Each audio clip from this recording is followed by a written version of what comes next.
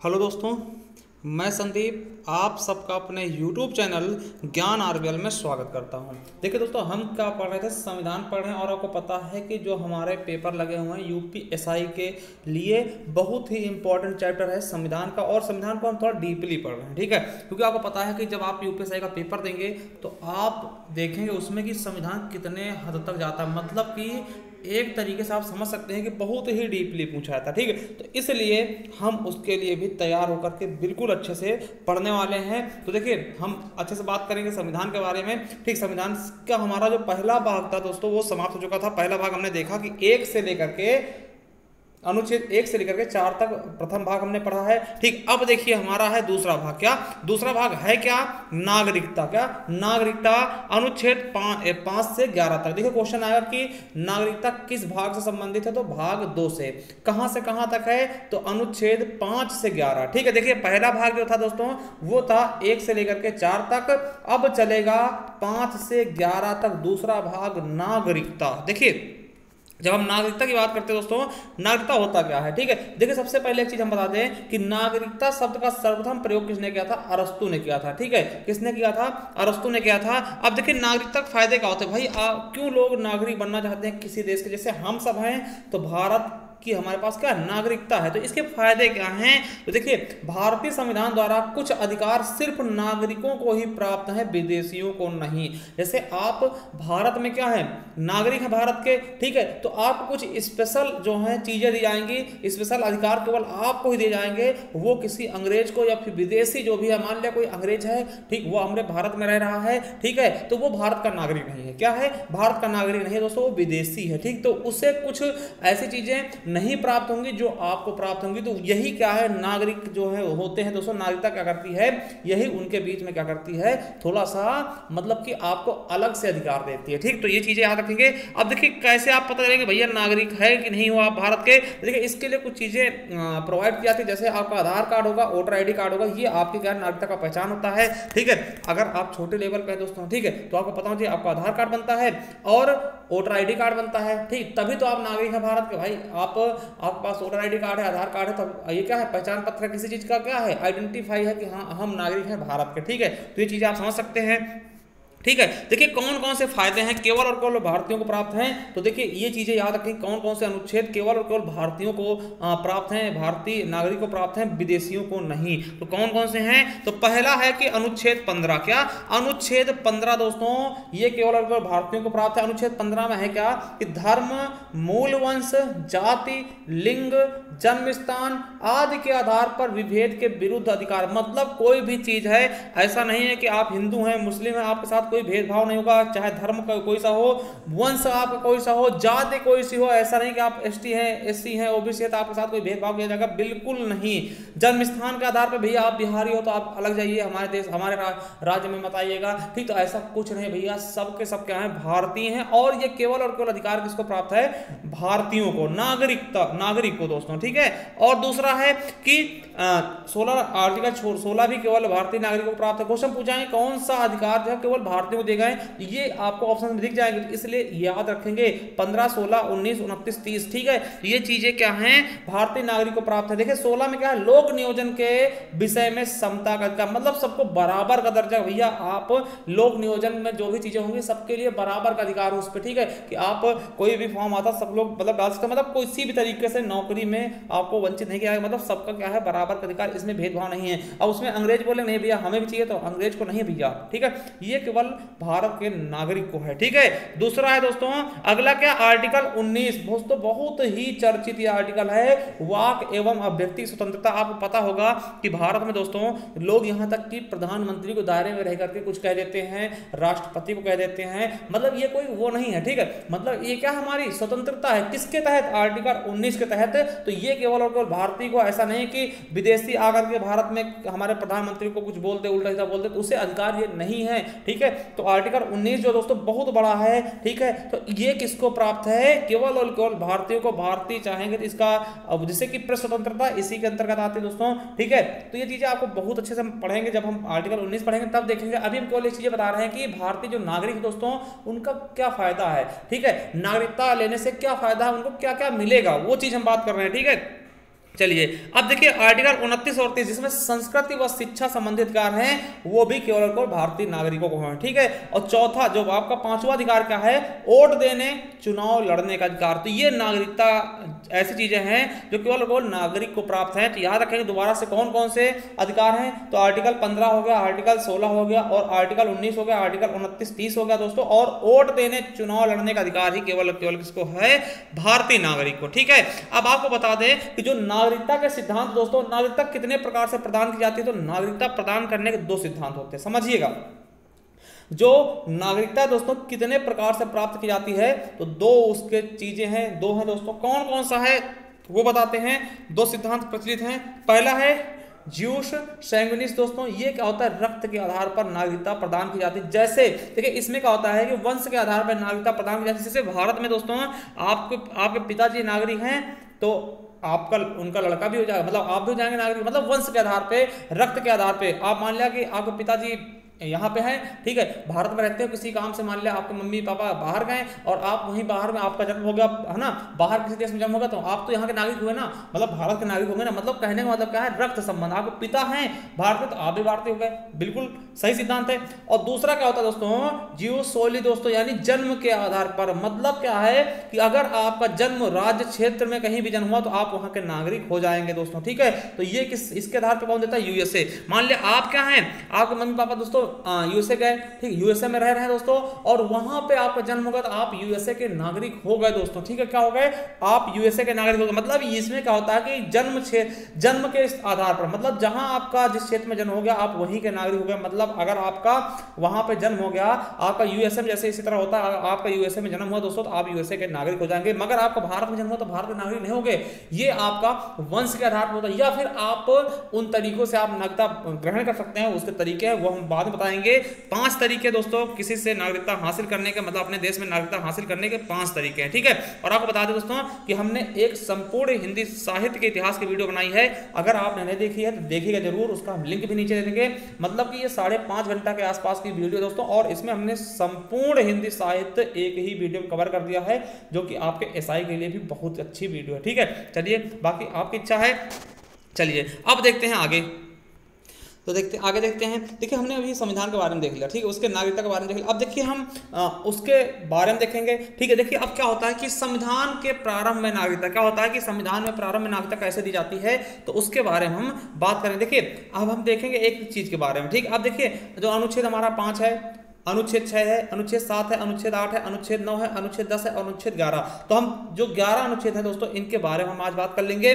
फिर इसके बाद हम इसके बारे में देखेंगे किस प्रकार से आपको नागरिकता मिलेगी, किस प्रकार से आपकी नागरिकता छिन सकती है। मतलब हम एक एक चीज के बारे में अच्छे से देखने वाले हैं, ठीक है। तो परेशान मत होइएगा, हर एक चीज के बारे में हम देखेंगे। तो चलिए हमारा अनुच्छेद 5 क्या कहता है दोस्तों, हमने बताया था 5 से 11 तक क्या है आपके नागरिकता संबंधित है। तो 5 अनुच्छेद क्या कहता है, देखिए 5वां अनुच्छेद क्या कहता है कि भारत के राज्य क्षेत्र में अधिवास कर रहा हो, ठीक है। मतलब कि संविधान के प्रारंभ में नागरिकता कैसे मिलेगी, अगर कोई व्यक्ति भारत के राज्य क्षेत्र में अधिवास कर रहा हो, मतलब कि रह रहा हो, ठीक है।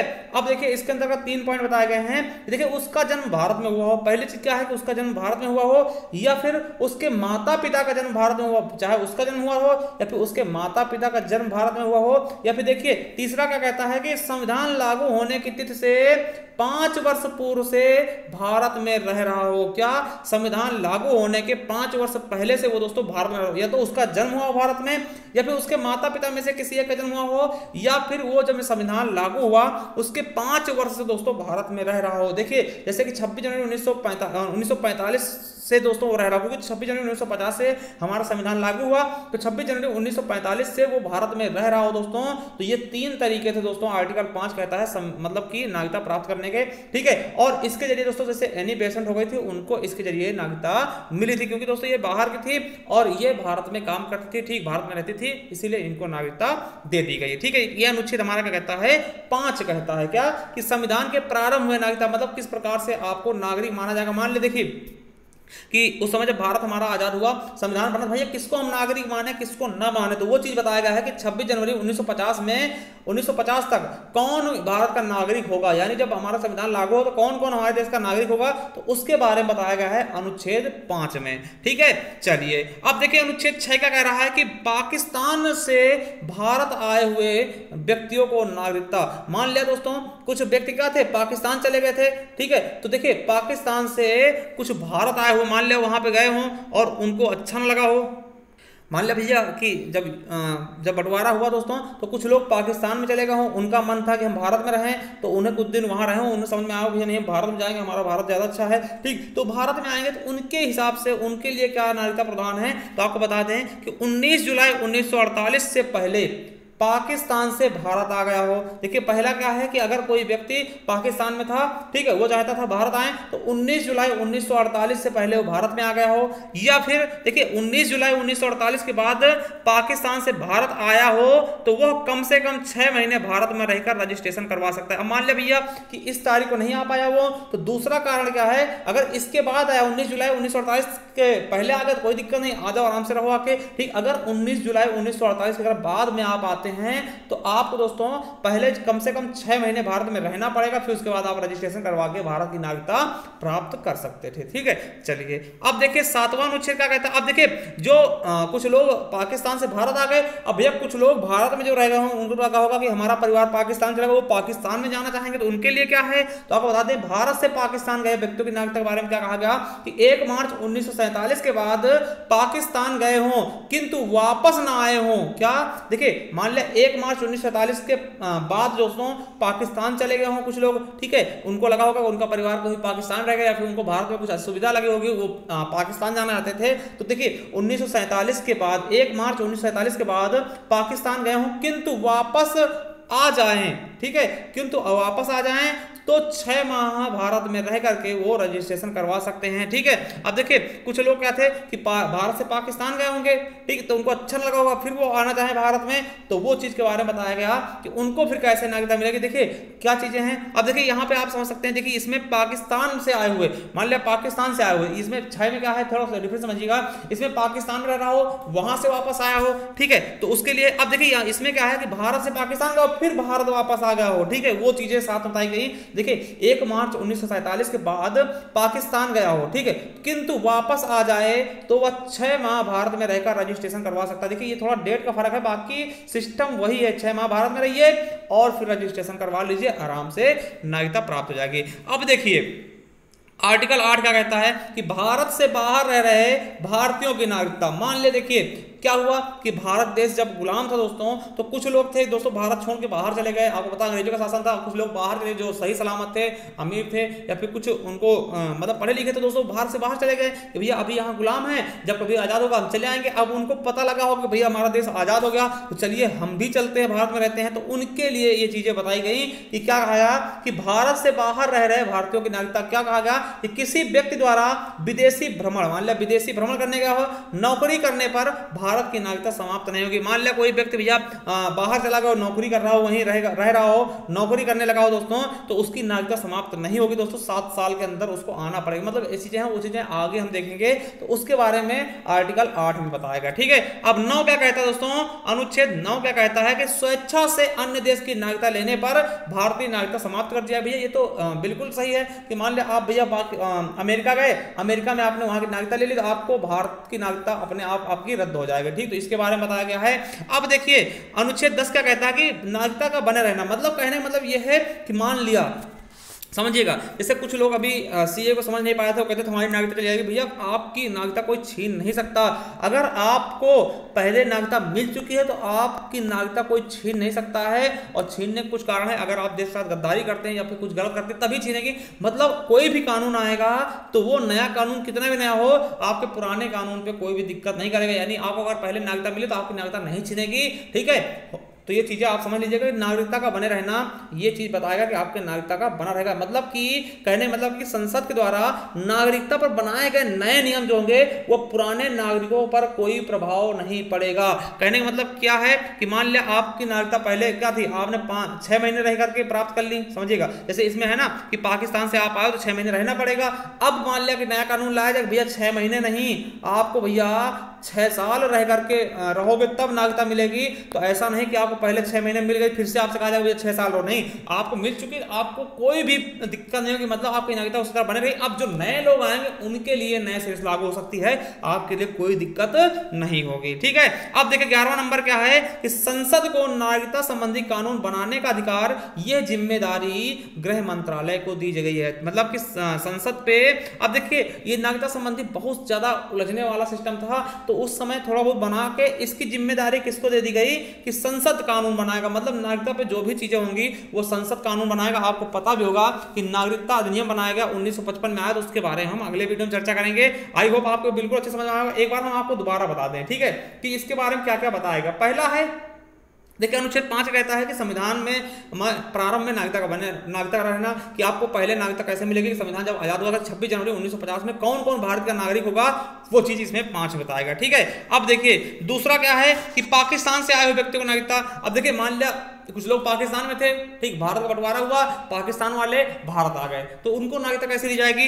अब देखिए साथ में क्या कहा, अब जो भारत में थे उन्हें लगा पाकिस्तान, अच्छा पाकिस्तान गए, फिर वहां मारपीट हुई उनके साथ, फिर भारत आ गए, तो साथ में क्या है फिर भारत आए, तो मतलब उनके लिए कैसे फिर नागरिकता मिलेगी वो बताया गया है। अब देखिए 8वें में क्या है भैया, कुछ लोग बाहर रह रहे होंगे, भाई जब हमारा देश आजाद हुआ हो सकता है वो कमाने बाहर गए हों, घूमने बाहर गए हों, तो उनके बारे में बताया कि उनकी नागरिकता कैसे होगी वो बताया गया। अब देखिए 9 में क्या है कि कोई लोग भैया भारत को लाइक नहीं करते थे या फिर चले गए, उनको छोड़ के कहीं दूसरी नागरिकता ले ली, तो उनकी नागरिकता अपने आप रद्द हो जाएगी, उसके बारे में। 10वां क्या कहता है कि आपकी नागरिकता बनी रहेगी, आपकी नागरिकता में कोई भी कटौती नहीं की जाएगी चाहे जो नया कानून लाया जाए। और 11वां क्या कहता है कि इसमें संसद चाहे तो कोई भी इसमें नियम बना सकता है, ठीक है। तो आपको पता भी होगा कि नागरिकता संशोधन अधिनियम, नागरिकता अधिनियम 1955 जो कि आपको पता होगा इसी के जरिए जो CAA लाएगा दोस्तों, इसी के इसमें क्या है संसद को ताकत होती भैया, तो वो चीजें आर्टिकल 11 में दिया गया। तो ये चीज आपके लिए बहुत इंपॉर्टेंट, आर्टिकल 11 पूछाता है कि संसद को नागरिकता संबंधी कानून बनाने का अधिकार किसमें है, तो अनुच्छेद 11 में, ठीक है। तो चलिए अगर वीडियो पसंद आए तो लाइक कर देना, और इसका जो PDF है दोस्तों आप हमारे टेलीग्राम चैनल ज्वाइन कर सकते हैं, ज्ञान RBL ऑफिशियल के नाम से दोस्तों, वहां पर इसके हम PDF दे देते हैं। थोड़ा सा दोस्तों हम बता दें आपको कि थोड़ा सा हम बाहर जा रहे हैं, थोड़ा घूमने जा रहे हैं उत्तराखंड या फिर दिल्ली, तो इस वजह से थोड़ा सा हमारी क्लास क्या होंगी नहीं आ पाएंगे कुछ दिन, तो आप परेशान मत होइएगा, जैसे ही हम आएंगे तो फिर से रेगुलर हम आपके लिए क्लासें लेकर के आना शुरू कर देंगे, ठीक। थैंक यू, धन्यवाद।